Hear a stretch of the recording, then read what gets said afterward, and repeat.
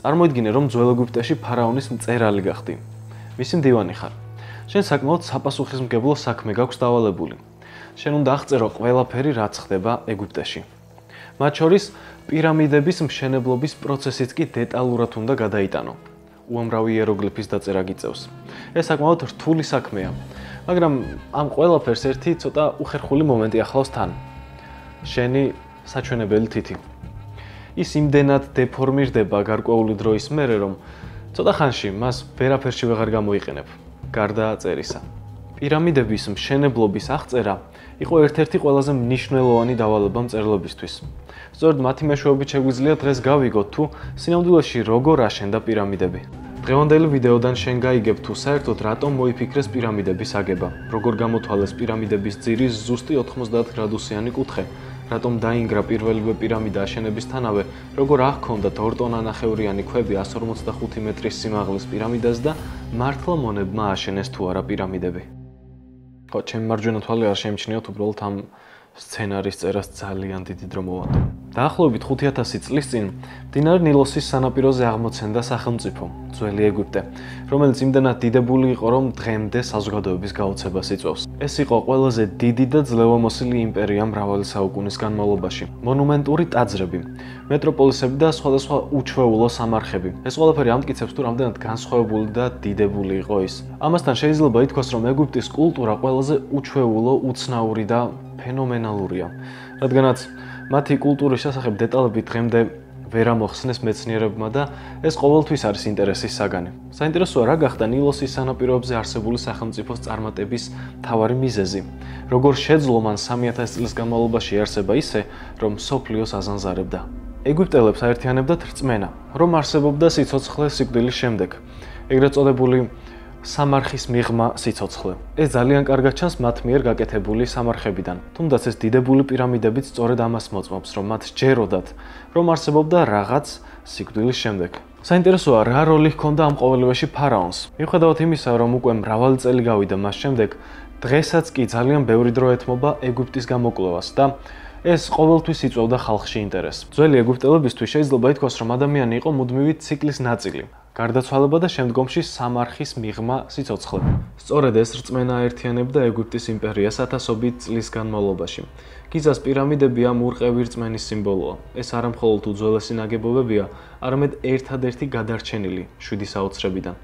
როდესაც ხეოფსის პირამიდა აშენდა, მისი სიმაღლე თითქმის 147 მეტრს აღწევდა. დღეს კი ის 10 მეტრით დაბალია. საინტერესოა, რომ შუა საუკუნეებში ქაიროს მცხოვრები ხალხი გიზას პირამიდას იყენებდნენ ქვის მასალის ამოსაღებად, ანუ ქვებს ჭრიდნენ და შემდგომში მას სამშენებლად იყენებდნენ საბადოთ აქციეს და სწორედ ამიტომ დადაბლდა ის 10 მეტრით სიმაღლეში. ფარაონმა ხუფუმ, რომელიც უფრო ცნობილია თავისი ბერძნული სახელით, ხეოფსი, ეს მონუმენტური ნაგებობა 5000 წლის წინ ააგო. ის თავის პირამიდას ახეთ ხუფუს უწოდებდა, რაც ნიშნავს ხუფუს ჰორიზონტს. ეს იყო ძველი სამეფოს ეპოქა, რომელიც ასევე პირამიდების საუკუნის სახელითაა ცნობილი. მაგრამ მიუხედავად თავიანთი გენიალურობისა, ეგვიპტელები თავდაპირველად მცირე ზომის ნაგებობებს ქმნიდნენ. პირამიდების წარმოშობამდე ფარაონები, ასე ვთქვათ, თავიანთ სხეულებს გარდაცვალების შემდეგ ინახავდნენ ეგრეთ წოდებულ მასტაბებში. ეს იყო ერთგვარი 4-კუთხედი ფორმის შენობა, რომელსაც ცოტათი დამრეცი კედლები ჰქონდა. აი წარმოიდგინეთ პირამიდა და მისი მხოლოდ მესამედი ნაწილი ძირი. დაახლოებით ესეთი ფორმის იყო. ამას მასტაბებს უწოდებდნენ. ყველაზე მეტი მსგავსი სამარხი აბიდოსის ნეკროპოლიში არის აღმოჩენილი. მთელი 3000 წლის განმავლობაში ეგვიპტელები ზუსტად ამ ადგილზე აშენებდნენ სამარხებს და სამგლოვიარო ტაძრებს. სწორედ იმ პერიოდში შეიქმნა მთელი რიგი რიტუალები, რომლებიც შემდგომში უკვე საუკუნეების განმავლობაში შეიძლება ითქვას, რომ ერთ-ერთი საფუძველი იყო ეგვიპტური რწმენის. პირველი ფარაონები ქვეყანას მართავდნენ აბიდოსიდან და აქვე აშენდა მათი ნეკროპოლი, მიცვალებულთა იმპერია, რომელიც ცოცხლებმა ააგეს მკვდრებისთვის ნილოსის დასავლეთ ნაპირზე, იქ სადაც მზე ჩადის. 5000 წლის წინ აბიდოსში დაიკრძალნენ ეგვიპტის პირველი მეფეები, როგორებიც იყვნენ მეფე ნარმერი, ეგვიპტის იმპერიის დამფუძნებელი და მისი მემკვიდრე ჯერა, ვისი მდიდრული სამარხიც დღემდე პატივსაცემია შთამომავლების მიერ, როგორც ოსირისის, მიცვალებულთა ღმერთის სამყოფელი. ჯერას სამარხი ძველი ეგვიპტელების წარმოდგენებს ასახავდა სიკვდილის შემდეგ სიცოცხლეზე, ასე ვთქვათ, სამარხს მიღმა ცხოვრებაზე.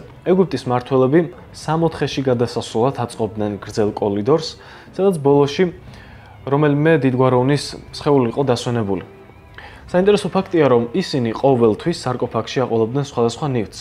ეს ნივთები ყოველთვის იყო საყოფაცხოვრებო, ან საყოფაცხოვრებოზე მეტად პრაქტიკული, საკვები ძირითადად და სასმელი. ეს შეიძლება ყოფილიყო მარცვლეული, ლუდიც თქვენ წარმოიდგინეთ და სხვადასხვა წვრილმანი აქსესუარები, ჭურჭელიც კი. რაზე მოწმობს ეს ყოველივე? მეცნიერების აზრით, ეს ყოველივე იმაზე მოწმობს, რომ ეგვიპტელებს წამდათ, რომ როდესაც ადამიანი მოკვდებოდა და სამარხში იყო, იქაც აგრძელებდა საქმიანობას. მაშინ როგორ ახსნათ ის ფაქტი, რომ ეგვიპტელები გარდაცვლილს სხვადასხვა პრაქტიკულ ნივთს ატანდნენ და არა სხვა ნებისმიერ ნივთს. მათ მტკიცედ სჯეროდათ, რომ გარდაცვლილი სამარხს მიღმა ცხოვრებაში ამ ნივთებს გამოიყენებდა. აი სამარხის ინვენტარი ხასეხუმის მეორე დინასტიის მმართველის სამარხიდან. ოქრო, როგორც აუცილებელი იყო მეფისთვის, ან ძვირფასი ბრინჯაოს ჭურჭელი. ბევრი ეს ნივთი პრაქტიკულ მიზნებს ემსახურებოდა, რათა გარდაცვლის ცხოვრება საიქიოში უპრობლემოდ გაეგრძელებინა. ამ მიზნით სამარხებში ძირითადად ყოფითი ნივთები თავსდებოდა. მოგვიანებით პირამიდების კედლებზე აწერდნენ წარწერებს, რომლებიც ღირსეული სიცოცხლის შემდგომი ცხოვრების გარანტი იყო. შუა სამეფოს პერიოდში, რომელიც ძველ წელთაღრიცხვით 2170-დან 1793 წლებს მოიცავდა, პოპულარული გახდა ეგრეთ წოდებული ჯადოსნური დანები, რომლებიც მათი რწმენით საიქიოში დედებისა და შვილების დაცვას ემსახურებოდა. შემდგომში უკვე ახალი სამეფოს პერიოდიდან, რომელიც 1550-1069 წლებს მოიცავდა, პოპულარული გახდა ეგრეთ წოდებული მიცვალებულთა წიგნი. ბესტსელერი იყო. რა იყო ახლა ეს წიგნი? ეს იყო ერთგვარი სახელმძღვანელო, ინსტრუქცია, თუ როგორ უნდა გადაგელახა ოსირისის სამშაბლო და მიგეღწია უკვლევებისთვის. ეს წიგნი ყველა მმართველს უნდა წაეკითხა, რადგან აუცილებელი იყო. მოგვიანებით უკვე ახალი სამეფოს პერიოდში, რომელიც 664-322 წლებში გაგრძელდა, ესე ვთქვათ, მოდაში შემოვიდა ერთგვარი თავის დისკი. მიცვალებულს ადებინებდნენ სპეციალურ დისკზე თავს და მათი რწმენით ეს დისკი მიცვალებულს დაიცავდა მძარცველებისგან, თუმცა პრაქტიკამ ეს პირიქით აჩვენა. რადგან სარკოფაგების უმეტესობა, როგორც ვიცით, გაძარცვულია. სამარხის კამერები ასევე პრაქტიკული მოსაზრებით იყო შექმნილი. კიბე დასავლეთისკენ მიდიოდა, რადგან ეგვიპტელთა რწმენით მიცვალებულთა სამეფო დასავლეთში იყო. ამგვარად გარდაცვლილ ფარაონს შეეძლო სამარხის დატოვება და საიქიო ცხოვრებაში გადასვლა. სამარხს ლუქავდნენ კედრის ხის მასალითა და აგურით, შემდეგ მიწას აყრიდნენ. სამარხები გორაკებით იყო დაფარული, რადგან ნაგებობა მიწაში იყო ჩაფრული, ხოლო დაკრძალვის შემდეგ მიწას ისევ უკან აყრიდნენ, რათა სამარხი შორიდანაც შესამჩნევი ყოფილიყო. ძველი სამეფოს დასაწყისში ძალაუფლების ცენტრი აბიდოსიდან ჩრდილოეთით გადაიტანეს. ეგვიპტის მმართველები გიზაში, საკარასა და დაჰშურში იკრძალებოდნენ. ძველ ეგვიპტეში ფარაონი იყო ყველაფერი. ეს იყო აბსოლუტური მმართველი, რომლის ხელშიც იყო სრულიად ყველაფერი მთელს ქვეყანაში. შეიძლება ითქვას, რომ ფარაონი მათთვის იყო ღმერთების პირდაპირი წარმომადგენელი და ეგვიპტელი ხალხისთვის ფარაონი თავად ღვთაებრივი იყო. ეგვიპტელები ფარაონს ცოცხალ ჰორად, ანუ ცის ღვთაებადაც კი მოიხსენიებდნენ. ჰორას მამა იყო ოსირისი, ძლევამოსილი ღმერთი. ეგვიპტელებს ჯეროდათ, რომ ოდესღაც ოსირისი მისმა ბოროტმა ძმამ სეთმა მოკლა. თუმცა ოსირისის დის და ცოლის ისიდას დახმარებით ოსირისი კვლავ გაცოცხლდა. ამის შემდეგ ოსირისმა მიცვალებულთა სამეფოში დაიწყო მმართველობა, ხოლო ყოველი ფარაონი სიკვდილის შემდეგ მას ემსახურებოდა. ფარაონთა ღვთაებრივი ძალა მათ ტიტულებში გამოიხატებოდა. ყოველი ფარაონის სახელთან ერთად ხატავდნენ მის სიმბოლოებს, ბატს და მზეს.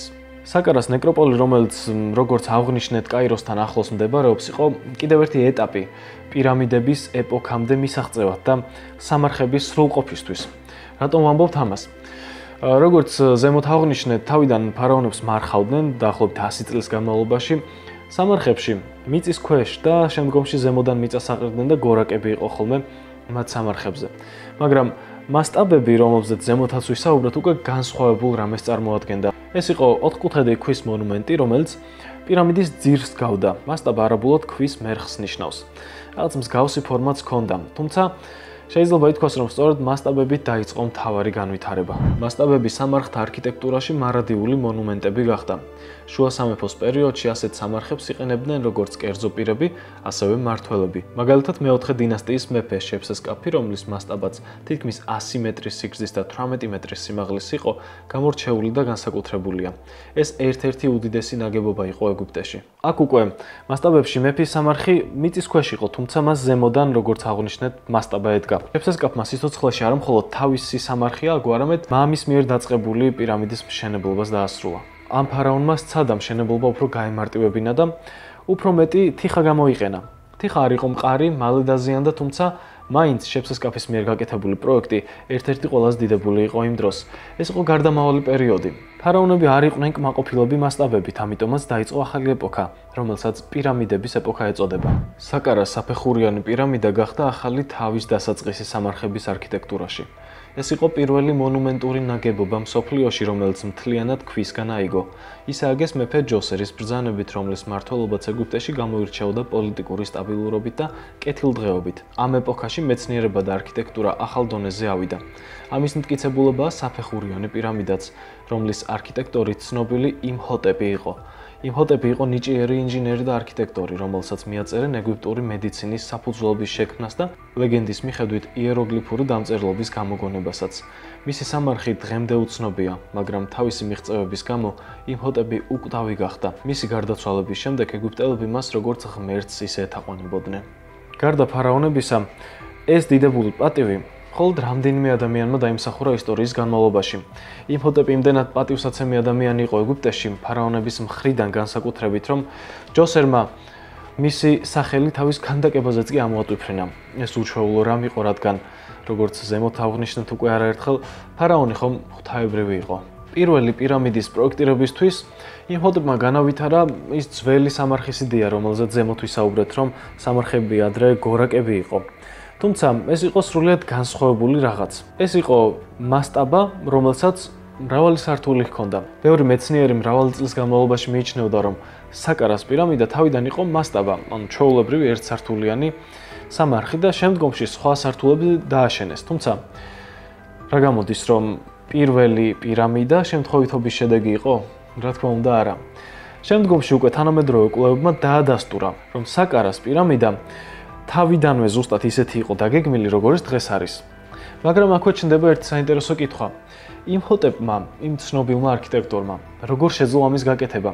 ერთ შეხედვით მარტივია, თუმცა საერთოდ არა, იმიტომ რომ სხვა მცდელობები შემდგომში განვიხილავთ, ყოველთვის კრახით მთავრდებოდა. ურთულესია ასეთი ფორმის ნაგებობის სტაბილიზაცია. სწორედ ამიტომ ჩნდება კითხვა, რა გააკეთა ამ კაცმა ესეთი, რომ პირველი პირამიდის სტაბილიზაცია შეძლო, ისე რომ ის დღემდე დგას და არ დაშლილა. იმჰოტეპმა სტაბილური კონსტრუქციის შესაქმნელად რევოლუციური ტექნოლოგია შეიმუშავა. ქვის ბლოკები ცენტრალური ღერძისკენ 15 გრადუსის დახრით დაალაგა, რაც ნაგებობას შიგნიდან ამაგრებდა. ამ დახრა ყველა ქვას მცირედით პირამიდის ცენტრისკენ ეკაჩებოდა. საბოლოოდ შეუძლებელი იყო რომელიმე ქვა გადმოვარდნილიყო და გადაწეულიყო გარეთ მხარეს. პირამიდის ირგვლივ უზარმაზარი ნეკროპოლი ააგეს, რომელიც 15 ჰექტარს მოიცავდა და 20 საფეხბურთო მოედნის ზომა იყო. ქვემოთ 40 მეტრის სიღრმეზე კიდევ ერთი პატარა ქალაქი არსებობდა. ქვემოთ ანუ სიღრმეში 1 კილომეტრიანი ლაბირინთი კამერებისა და შახტების სახით იყო აშენებული. შემდგომში უკვე თანამედროვე ტექნოლოგიამ ძალიან ბევრი რამ გამოაშკარო, იმიტომ რომ გაჩნდა, ასე ვთქვათ, ტექნიკა. ეს არის ლაზერული სკანირება. ლაზერის სხივი ძალიან წვრილ და მიუდგომელ ადგილებშიც კი აღწევდა და იგებდა იმას, რაც ადამიანის თვალისთვის იყო დაფარული. მაგალითად, გამოაშკარავდა, რომ თითქმის 5 კილომეტრის სიგრძის ლაბირინთები და ოთახები იყო პირამიდის ქვეშ. ეს მართლაც ძალიან დიდი და მასშტაბური ნაგებობაა. პირამიდის ქვეშ სამი განსხვავებული დონეა განლაგებული. ფარაონის კამერა, სადაც გრანიტის სარკოფაგი იყო მოთავსებული, რომლის ქვეშ არის გრძელი გალერეები, სავარაუდოდ ფარაონის ცოლებისთვის. მათთან მისაღწევად სხვადასხვა წვდომის წერტილებია გარშემო. საფეხურიანი პირამიდა მეფის სამარხს მონუმენტურ ნაგებობად აქცევს. ეს გახდა ყველა მომდევნო პირამიდის პროტოტიპი. სწორედ ეს იყო მსოფლიო საოცრების დასაწყისი. მოგვიანებით უკვე ფარაონ სნოფრუს, თუ სწორად ვამბობ სახელს, ჰქონდა ესეთი გეგმა, რომ საფეხურიანი პირამიდის პროექტი გაეუმჯობესებინა და გაეკეთებინა 125 მეტრიანი პირამიდა. საფეხურიანი პირამიდა, როგორც ჩანს, არ მოსწონდა და არ იყო მისთვის ლამაზი. თუმცა მისმა მშენებლობამ დიდი კრახი განიცადა. ეს არ იყო მარტივი საქმე. ეს მოითხოვდა უდიდეს გამოთვლებს და სირთულეებს. სნოფრუმ დაიწყო მშენებლობა ქვიშიან ზედაპირზე. პირველი ფაქტორი, რაც ვერ გაითვალისწინა, ეს იყო, რომ საძირკვლისთვის სჭირდებოდა მყარი ნიადაგი. ქვიშიან ზედაპირზე მშენებლობის დაწყების შემდეგ მან პირამიდის კედლები 60 გრადუსით დახარა. ეს ძალიან ციცაბო იყო. შედეგად რა მოხდა? ქვიშამ დაიწია და ციცაბო კედლებიც დაიბზარა. ამის შემდეგ იფიქრეს, რომ გაამაგრებდნენ პირამიდას და 16 მეტრის სიგანეზე კიდევ დაალაგეს ლოდები. და 54 გრადუსიანი დახრა გაუკეთეს ამ ყოველივეს. ეგონათ რომ დაასტაბილურებდნენ ნაგებობას, მაგრამ არაფერი არ გამოვიდა. პირამიდა ისევ იბზარებოდა. ბოლო მცდელობისას მშენებლებმა პირამიდის ზედა ნაწილის დახრის კუთხე 53 გრადუსამდე შეამცირეს. შედეგად შეიქმნა დახრილი პირამიდა, რომელიც მშენებლობის პროცესში გარდამავალ ფორმას წარმოადგენს. ის საფეხურიანი პირამიდიდან სრულყოფილი პირამიდისკენ გადასვლის სიმბოლოდ იქცა. მიუხედავად იმისა, რომ ეს პირამიდა მაშინ წარუმატებელ სამუშაოდ ჩაითვალა და დღესაც ბევრი მას ასეთვლის, ის მაინც მნიშვნელოვან როლს ასრულებდა. და რატომ? იმიტომ რომ პრაქტიკაში ისწავლეს მაშინდელმა მშენებლებმა თუ რა შეცდომები დაუშვეს და რა აღარ უნდა დაეშვათ. შესაბამისად, სწორედ აქედან იწყება ეპოქა. აქედან იწყება ძალიან დეტალური და ზუსტი გამოთვლები, რამაც შექმნა ის პირამიდები, რომელსაც დღეს ვხედავთ ეგვიპტეში. სნოფრუ, რომელიც საკმაოდ ამბიციური მმართველი იყო, არ დასჯერდებოდა ესეთ დეფექტიან პირამიდას, ამიტომაც ახალი პროექტი წამოიწყო. ეს არის ვარდისფერი პირამიდა, რომელიც იმ ძველი, ესე ვთქვათ, ჩავარდნილი პროექტიდან 2 კილომეტრში მდებარეობდა. აქ უკვე ყველაფერი ისე გათვალეს, როგორც იყო საჭირო. კედლებს გაუკეთეს 53 გრადუსიანი დახრა და რაც თავარია, საძირკველი იყო კირქვისგან. შედეგად გამოვიდა ვარდისფერი პირამიდა, რომელიც ფორმას ინარჩუნებდა. ვარდისფერი პირამიდის სიმაღლე იყო 105 მეტრი. ეს დიდ მიღწევად ითვლებოდა, რადგან იმ დროისთვის ამხელა შენობა უჩვეულო იყო. როგორც ცნობილია, სნოფრუ სწორედ ამ პირამიდაში დაკრძალეს. მისი სხეული მოგვიანებით იქ ვეღარ აღმოაჩინეს უკვე თანამედროვე გამოკვლევების შედეგად. ერთ-ერთი ვერსიით, იმ დროს, როდესაც ყველა სხვა სამარხს ძარცვავდნენ და იქიდან იპარავდნენ სხვადასხვა ძვირფას ნივთებს, მისი სამარხი სწორედ ამ დროს გაიძარცვა და წაიღეს იქიდან ოქრო. ყოველ შემთხვევაში, ვარდისფერი პირამიდა გახდა ის, რამაც გამოიწვია შემდგომი განვითარება. აქედან დაიწყო კიდევ უფრო მნიშვნელოვანი ნაბიჯები. ვარდისფერი პირამიდა გახდა გარდამავალი ეტაპის დასასრულის სიმბოლო, რომელიც გორაკიდან სრულყოფილ პირამიდებამდე გადადიოდა. სნოფრუს შვილმა ხეოფსმა გადაწყვიტა მშენებლობაში მამის კვალს გაჰყოლოდა. უფრო მეტიც, მისი შედეგები გაეუმჯობესებინა. პირველ რიგში ხეოფსმა რაც გააკეთა იყო ის, რომ თავის მსახურებს დაავალა მოეძებნოთ იდეალური ადგილი, სადაც აშენდებოდა დიდებული პირამიდა. ეს პირამიდა უნდა ყოფილიყო ყველაზე დიდი, რაც კი აქამდე გაკეთებულა. თუმცა ამისთვის აუცილებელი იყო შესაბამისი პირობები. ესეთი იდეალური პირობების მქონე მიწა იყო გიზას პლატო. ეს ადგილი იყო იდეალური მშენებლობისთვის, იმიტომ რომ იყო დიდი სივრცე და იყო კლდე. ყველგან კლდე იყო. შესაბამისად შეეძლოთ ეს დიდი ბლოკები მოეჭრათ და ადვილად გადაეტანათ იქვე და იქვე დაიწყოთ მშენებლობა. ხეოფსი საკმაოდ ამბიციური კაცი იყო. მას მიზნად ჰქონდა დასახული, რომ აეშენებინა ისეთი ნაგებობა, რომელიც იქნებოდა მსოფლიოში ერთადერთი და ყველაზე მაღალი. წარმოიდგინეთ ეს შეძლო კიდეც, რადგან მხოლოდ შუა საუკუნეების გოთიკურმა ტაძრებმა შეძლეს მისი რეკორდის გაუმჯობესება. რადგან იქამდე არც ერთი ნაგებობა არ ყოფილა მისნაირი. ფარაონ ხეოფსის პირამიდა 146 მეტრამდე იყო სიმაღლეში, რაც იმ დროისთვის ნამდვილ სასწაულად ითვლებოდა. ხეოფსის მიერ აშენებულმა პირამიდამ მთელი აჟიოტაჟი გამოიწვია მსოფლიოში, მათ შორის დღესაც. ხალხს აინტერესებს თუ როგორ მოახერხა იმ ადამიანმა იმ დროს აეშენებინა ესეთ დიდებული შენობა. დასაწყისში ხეოფს სჭირდებოდა თავარი არქიტექტორი, ვინც დააპროექტებდა მის პირამიდას და საქმეს თავიდან ბოლომდე მიიყვანდა. ქვეყანაში ხეოფსმა ბევრი ადამიანი მოძებნა. საბოლოოდ მიაგნო ერთ ნიჭიერ კაცს, რომელსაც ჰემეონი ერქვა. ჰემეონი ვეზირის პოზიციას იკავებდა და საკმაოდ დიდი თანამდებობაც ჰქონდა იმ დროს. მოგვიანებით ფარაონმა ამ ადამიანს ყველა არქიტექტორის ხელმძღვანელის ტიტული მიანიჭა, რადგან დარწმუნდა, რომ ეს სწორედ ის ადამიანი იყო, ვინც სჭირდებოდა. საბოლოოდ ჰემეონმა ააგო პირამიდა 146 მეტრის სიმაღლის, რომელიც მთელი 4000 წლის განმავლობაში ინარჩუნებდა პირველობას მთელს მსოფლიოში. პირამიდის კიდევ ერთი გამორჩეული მახასიათებელია მისი იდეალური ფორმა. ხეოფსის პირამიდას იდეალურად კვადრატული საძირკველი აქვს. მისი ვიზუალი ბევრად უფრო დიდებული და ლამაზი იყო აგებისას. ის სრულად დაფარული იყო კირქვით, რომელიც ერთფეროვან სუფთა შესახედაობას აძლევდა მას. გიზას პლატოზე არსებული ქვები საკმარისად კარგი არ იყო, ამიტომ მოსაპირკეთებელი ფილები ნილოსით მოჰქონდათ. იმ დროს მდინარის დინება პირამიდებთან ბევრად უფრო ახლოს იყო, ვიდრე დღეს. პირამიდა მკაცრად არის ორიენტირებული ჩრდილოეთ სამხრეთის ღერძზე. და მას ოქროს პირამიდიონი, ანუ პატარა პირამიდა აგვირგვინებს.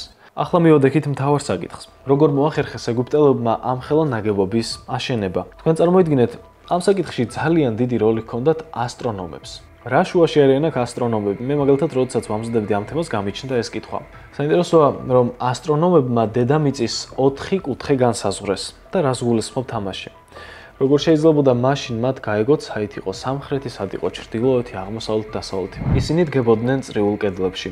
წრიული კედელი ხელოვნურ ჰორიზონტს წარმოადგენდა. მასზე კი ვარსკვლავებს ნიშნავდნენ. შემდეგ ასტრონომი აკვირდებოდა ვარსკვლავის მოძრაობას და კედელზე მისი ამოსვლისა და ჩასვლის წერტილებს აღნიშნავდა. აღნიშნულ წერტილიდან ისინი ხაზებს ავლენდნენ. შედეგად მიღებული კუთხიდან კიდევ ერთი ხაზის გავლა ხდებოდა. ამ ხაზების ცენტრში შექმნილი კუთხით ჩრდილოეთ მიმართულება ჩანდა. ეგვიპტელებმა მხოლოდ მიმართულებების განსაზღვრა კი არ შეძლეს, არამედ მათი ურთიერთმდებარეობაც სრულყოფილად განსაზღვრეს. საინტერესოა, რომ ძველად ეგვიპტეში წარმოდგენა არ ჰქონდათ მაშინდელ სწავლულებს პითაგორას თეორემაზე, მაგრამ იდეალურად განსაზღვრეს კუთხეები. მაგალითად, მათ ჰქონდათ ესეთი ტექნოლოგია. ორი ერთმანეთის პარალელური ბოძი იყო ჩარჭობილი მიწაში, რომელსაც ჰქონდა თოკი, ერთ და იგივე ზომის ორი თოკი და ამ თოკებს ბოლოში ჰქონდა რაიმე წვეტიანი ხე, რომელთაც ქვიშაზე დახაზავდნენ. შემდგომში უკვე ამ ორივე თოკს დაატრიალებდნენ, ზუსტი წრე იხაზებოდა ორი და ეს ორი წრე ერთმანეთს კვეთდა. სწორედ აქ ამ ორი წრის გადაკვეთაზე ივლებოდა შემდგომში ხაზი და გამოჩნდებოდა ზუსტი 90 გრადუსიანი კუთხე. არითმეტიკა და დამწერლობა ეგვიპტელი მოხელეების ძირითადი უნარები იყო. ისინი სახელმწიფოს ემსახურებოდნენ და აორგანიზებდნენ გადასახადების შეგროვებას, საკვების გადანაწილებას და მეფის სამშენებლო პროექტებს. ამ რთული დავალებების შესასრულებლად ისინი პრიმიტიულ რიცხვებს იყენებდნენ. საინტერესოა, რა ვიცით ძველი ეგვიპტის მათემატიკური ცოდნის შესახებ. რეალურად რომ ვთქვათ, მარც არაფერი, იმიტომ რომ აღმოჩენილი არტეფაქტებიდან ნაკლებად ირკვევა ის, რომ ეგვიპტელებმა იცოდნენ მათემატიკა. ფიზიკურად შეუძლებელია ისეთი რთული ნაგებობის აშენება, როგორც არის პირამიდა, მათემატიკის ცოდნის გარეშე. უნდა გავცდეთ ეგვიპტურ წყაროებს და მაგალითად ვნახოთ ძველი ბერძნული წყაროები. სხვადასხვა აღმოჩენამ დაადასტურა, როცა ძველი ბერძნები წერდნენ ეგვიპტელებზე, რომ ეგვიპტელებმა იცოდნენ გეომეტრია ძალიან კარგად. ის კი არა ნათქვამია არაერთ წყაროში, რომ თავად ეგვიპტელებმა შექმნეს გეომეტრია. საერთოდ ეს რომც არ იყოს სინამდვილე და რომც არ იყოს ეს დადასტურებული ფაქტი, საბოლოო ჯამში მაინც იკვეთება ერთი მნიშვნელოვანი აზრი, რომ ეგვიპტელებმა იდეალურად იცოდნენ მათემატიკაც და გეომეტრიაც, რადგან ააგეს ისეთი სირთულის შენობა ნაგებობები, რაც იმ დროინდელ მსოფლიოში არავის არ ჰქონდა აშენებული. ხეოფსის პირამიდის ასაშენებლად გამოყენებული ადამიანური ძალის ჯამური დრო 1 მილიარდი საათია. მუშებმა დაახლოებით 2 მილიონი ქვის ბლოკი დაამზადეს, რომელსაც სპეციალური ინსტრუმენტებით კლდიდან ჭრიდნენ. თითოეულის წონა დაახლოებით 2 ტონა ნახევარს შეადგენდა. ზოგიერთი ბლოკი შორიდან მოჰქონდათ და ისინი მშენებლობის ადგილას მიცვალებულთა ქალაქის ახლოს მდებარე ნავსადგურის გავლით ხდებოდა. მთელი 4500 წლის განმავლობაში პირამიდებს იცავდა დიდი სფინქსი. მისი მხოლოდ სახის სიგანე 4 მეტრს აღწევს. ეს ითვლება მსოფლიოში ერთ-ერთ ყველაზე დიდ ქანდაკებად, მაგრამ სფინქსს ერთი მინუსი აქვს. ცხვირი მოსტეხეს. სფინქსის შექმნის ისტორია სრულიად წყდიადია. არაფერი არ ვიცით. არც ის ვიცით, რომელმა ფარაონმა აშენა. არც ის ვიცით, რა მიზნით გააკეთეს. არც ის ვიცით, ქალია თუ კაცი. არა, ეს ვიცით, იმიტომ რომ ეგვიპტური სფინქსები ძირითადად მამაკაცის ძალის სიმბოლო იყო. მაგრამ ფაქტი ერთია, ის იქ დგას, სადაც პირამიდაა. მეცნიერები თვლიან, რომ სფინქსი არის ნარჩენებისგან აგებული ქანდაკება, რადგან ის ააშენეს მაშინ, როდესაც უკვე პირამიდები დასრულებული იყო და იმ ველზე ძალიან ბევრი სამშენებლო მასალა იყო კიდევ, ბევრი კლდე. ამიტომაც ეს ხალხი ადგა და უბრალოდ სფინქსი გამოკვეთა. ერთ-ერთი ვერსიით, ძალიან საინტერესო ვერსია, თუმცა დიდი ალბათობით ლეგენდა არის, ნაპოლეონმა ესროლა მას ქვემეხიდან და პირდაპირ ცხვირში მოარტყა და ცხვირი გააცალა. თუმცა ეს დაუდასტურებელი ფაქტია. გასაგებია, რომ დიდი ქვები, რაც მშენებლობისთვის იყო საჭირო, მოიტანეს იქვე, გიზას პლატოდან, ანუ ადგილზე ჭრიდნენ, მაგრამ საიდან მოიტანეს სხვა, ასევე არანაკლებ დიდი ზომის ქვები, რომლებიც კირისგან იყო და მოსაპირკეთებლად იყენებდნენ. პირამიდის მოსაპირკეთებელი წვრილმანი ქვები მოიტანეს ტურადან. ეს იყო გიზადან 20 კილომეტრით მოშორებით ტერიტორია, სადაც ამ ქვებს იღებდნენ და შემდგომში უკვე მდინარე ნილოსის დახმარებით მოჰქონდათ ის გიზამდე 20 კილომეტრი იყო გასაცური. მდინარეში, ესე ვთქვათ, გემებზე ტვირთავდნენ ქვებს და მოჰქონდათ. აქვე საინტერესო ფაქტია. პირამიდების მშენებლობამ განაპირობა სხვადასხვა ინოვაციური ტექნიკის გამოგონება, მაგალითად, სატვირთო გემების. იქამდეც ჰქონდათ, რა თქმა უნდა, სატვირთო გემებს მრავალი წელი აიყენებენ, თუმცა ეგვიპტელებმა ამ მშენებლობის პროცესში განავითარეს ეს ტექნოლოგიაც. მეცნიერებს დიდი ხნის განმავლობაში არ ესმოდათ, როგორ გადაადგილებდნენ ეგვიპტელები ასეთ მძიმე ბლოკებს. შემდეგ უკვე 2013 წელს აღმოაჩინეს 800-მდე პაპირუსი, რომელიც ხეოფსის დროინდელი იყო. ისინი დიდი სიფრთხილით შეკრიბეს ერთად და გააერთიანეს. შედეგებმა ყველა გააოცა. შეიძლება ითქვას, რომ ეს არის ინფორმაცია პირამიდების მშენებლობაზე, რომელსაც პირველი პირისგან ვიგებთ. როგორც აღმოჩნდა, პირამიდების მშენებლობაში მონაწილეობდა მთელი ქვეყანა. ადამიანები ქვეყნის ყველა კუთხიდან. ყველა ვალდებული იყო ემუშავა. აღმოჩენილ პაპირუსში ნათქვამია, როგორ მუშაობდა ეგვიპტის თითოეული მოსახლე მშენებლობაზე. ჩანაწერები მშენებლობის დამკვირვებლის მიერაა გაკეთებული, სადაც დეტალებში აღწერილი, როგორ ეზიდებოდნენ ქვებს ტურადან. შეიძლება ვთქვათ, რომ ეს იყო ერთი მთლიანი ინფრასტრუქტურა.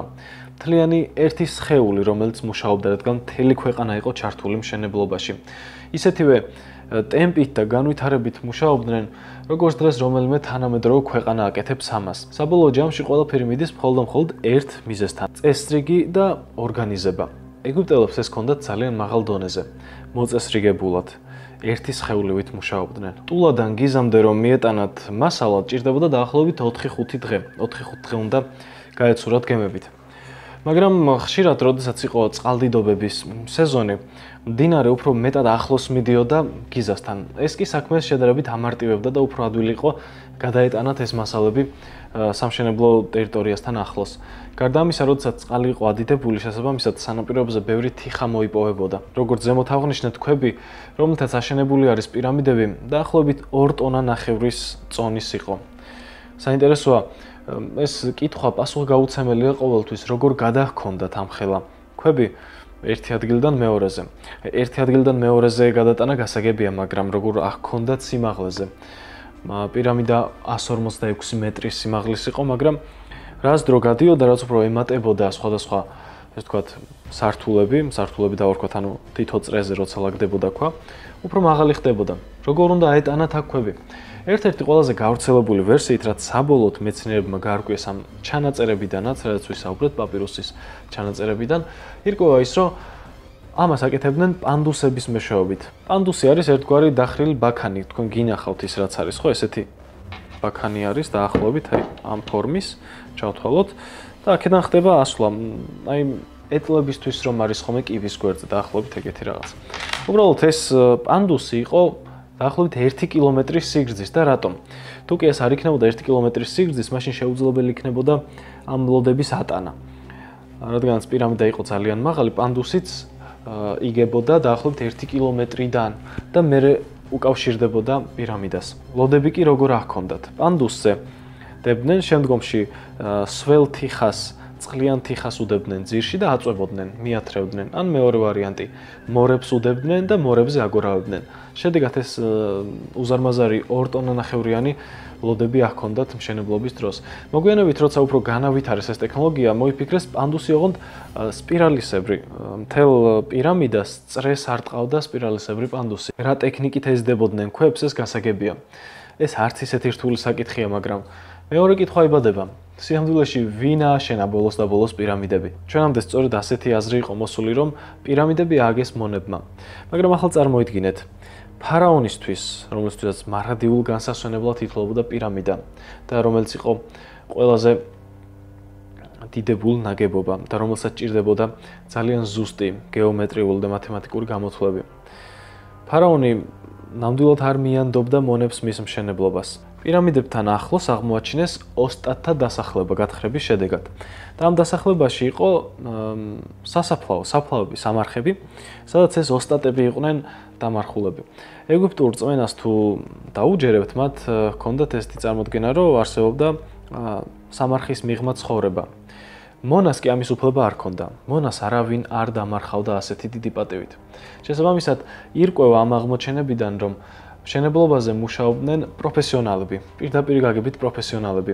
ხოლო მონები უკვე იმ ლოდების მიწოლისთვის და ძალისთვის, რაც საჭირო იყო გამოიყენებოდა. თუმცა არა მარტო მონები, როგორც ზემოთ ვისაუბრეთ, მთელი ქვეყანა იყო ჩართული ამ საქმეში. ასეთი მასშტაბური საქმე შეგვიძლია ვთქვათ, რომ იმ დროინდელ მსოფლიოს არ ახსოვს. ნილოსი დიდდებოდა წელიწადში ერთხელ. ადიდების პერიოდი კი მთელ 4 თვეს გრძელდებოდა. ამ დროს მოსახლეობის უმეტესი ნაწილიას ძირითადი მუშახელი რჩებოდა უმუშევრად, რადგანაც ესე ვთქვათ, დასამუშავებელი მიწები იტბორებოდა. სწორედ ამ დროს გააკეთა სახელმწიფომ ძალიან მნიშვნელოვანი რამ, სერიოზული ნაბიჯი გადადგა. სახელმწიფომ ასეთ უმუშევრად დარჩენილ ხალხს მოუწოდა მისულიყო მასთან და მიეღო მშენებლობაში მონაწილეობა. პირამიდების მშენებლობაში დაასაქმა ამდენი ხალხი ერთდროულად. შესაბამისად, მთელი ქვეყნის მასშტაბით, მთელი ქვეყნიდან შეიკრიბა მუშახელი, ჩვეულებრივი გლეხები, რომლებიც ადრე მიწებს ამუშავებდნენ და მათ დაიწყეს მშენებლობაში მონაწილეობა. შედეგად მათ ძალიან კარგად უხდიდნენ. გასამრჯელო იყო მარცვლეული და სასმელები. ძირითადად ის, რაც ჭირდებოდათ ადამიანებს. ამით ძალიან მნიშვნელოვანი პოლიტიკური ნაბიჯი გადადგა ფარაონმა. მან თავიდან აერიდა სხვადასხვა აჯანყებები და უსაქმური ხალხის რაოდენობა შეამცირა ქვეყანაში. ეს კი ძალიან მნიშვნელოვანი იყო. ეგვიპტე, როგორც ერთი მთლიანი სხეული, ერთად აშენებდა სახელმწიფოს. ამ პროცესში ფარაონები არა მხოლოდ საკუთარ სიცოცხლეს უზრუნველყოფდნენ გარდაცვალების შემდეგ, არამედ ასევე აყალიბებდნენ იმპერიის სტაბილურობას. მუშებს, რომლებიც მშენებლობაზე მუშაობდნენ, არა მხოლოდ მაღალი შემოსავალი ჰქონდათ, არამედ სარგებლობდნენ განსაკუთრებული პირობებით. მათ საფასურად უხდიდნენ ხორბალს, პურს და ლუდს, რაც ძველ ეგვიპტელთა ძირითადი რაციონი იყო. მუშებისთვის ასევე უზრუნველყოფილი იყო პირველი კლასის სამედიცინო დახმარება. ცნობილია, რომ იმ დროს ზოგიერთ მუშას ჰქონდა სერიოზული სხეულის დაზიანება. ეს შეიძლება ყოფილიყო მოტეხილობა, დაჟეჟილობა, სხვადასხვა ჭრილობები, კუნთის დაჭიმვა. მაგრამ საინტერესოა, რომ ეგვიპტელი ექიმები იმ დროს იდეალურად უმკლავდებოდნენ ამ ყოველივეს. მაგალითად, იყენებდნენ ალოე ვერას კანის დაავადებების დროს, ხოლო ბროწეულს პარაზიტების წინააღმდეგ. ცნობილი იყო თაფლის სამკურნალო ეფექტიც. ძველ ეგვიპტეში მედიცინა გასაოცრად განვითარებული იყო. დაზიანებული კიდურები ხელოვნური პროთეზებით იცვლებოდა. მათ ჰქონდათ სამედიცინო ინსტრუმენტები, როგორიცაა მაკრატლები, ბურღები და პინცეტები.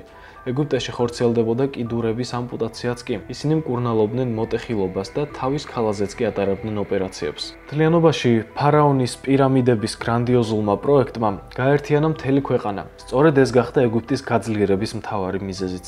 იერარქიის თავში იყო ფარაონი, შემდეგ მღვდლები, მინისტრები და გენერლები, მათ ქვემოთ წერლები, მოხელეები და ყველაზე ქვემოთ მუშები და გლეხები. ყველას თავისი ადგილი ჰქონდა, როგორც პირამიდის ქვებს.